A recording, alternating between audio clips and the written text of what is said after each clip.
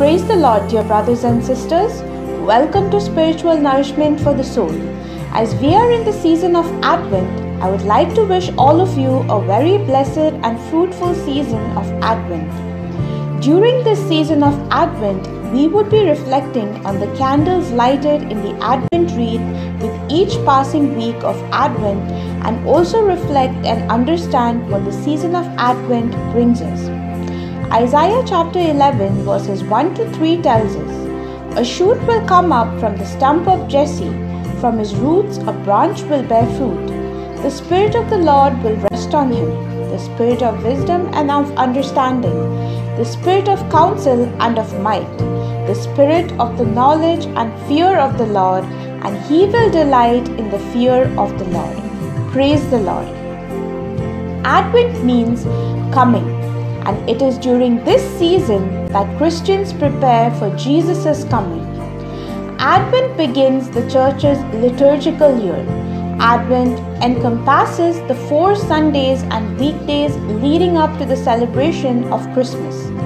The Advent season is a time of preparation for our hearts and minds for the anniversary of the Lord's birth on Christmas.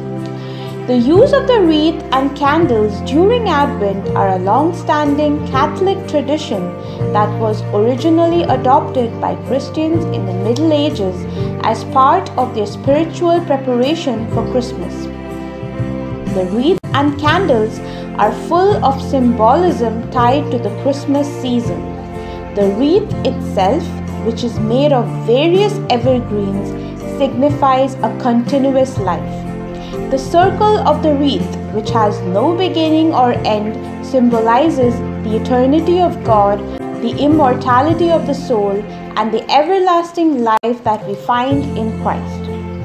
The individual evergreens that make up the wreath have their own meanings that can be adapted to our faith.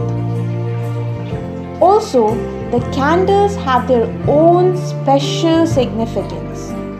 The wreath as a whole is meant to remind us of both the immortality of our souls and God's promise of everlasting life to us through Christ. Now focusing on the 4 candles. The 4 candles that represent the 4 weeks of Advent, and 1 candle is lit each Sunday.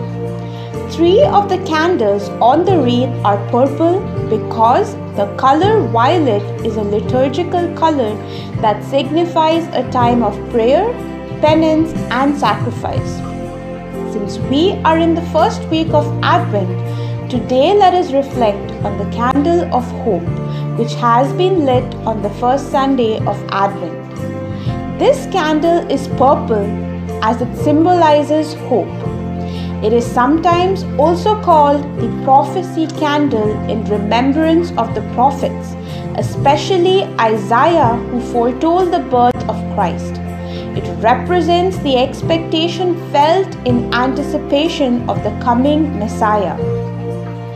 I would like to quote C.H. Spurgeon, who said that hope itself is like a star, not to be seen in the sunshine of prosperity and only to be discovered in the night of adversity. My dear brothers and sisters, indeed, hope is like a star. Often we only see it when we are facing suffering. My dear brothers and sisters, in our season of loneliness, grief, depression, anxiety, or even hopelessness, God is telling us that no darkness is too dark for Him. Praise the Lord. The same God who formed the stars holds your hand even in the dark. Our hope may seem insignificant, but as the trials of this life press into us, we can look up at the sky and be reminded that hope is real and our hope is secure in Jesus Christ. Saint Paul talks about this hope in Romans chapter 5 verses 3 to 5. Not only so, but we also glory in our sufferings, because we know that suffering produces perseverance, perseverance character, and character hope. And hope does not put us to shame, because God's love has been poured out into our hearts through the Holy Spirit who has been given to us. Praise the Lord.